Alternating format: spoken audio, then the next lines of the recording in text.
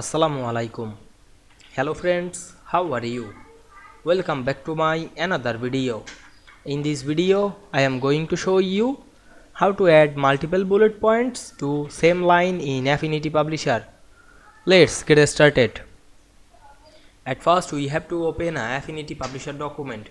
Now we want to add multiple bullet points. Firstly, go to a blank page.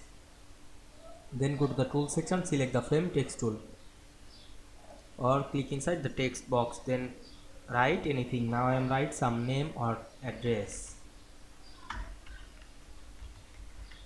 Now I am select the text, click and drag on our mouse, then go to the window menu, go to the text section, select the paragraph and enable the paragraph, then enable the bullets and numberings, then click the type drop down menu, choose the bullet.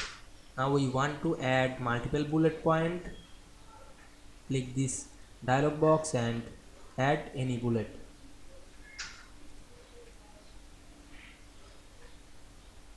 Now we can see we add multiple bullet points in same line very easily.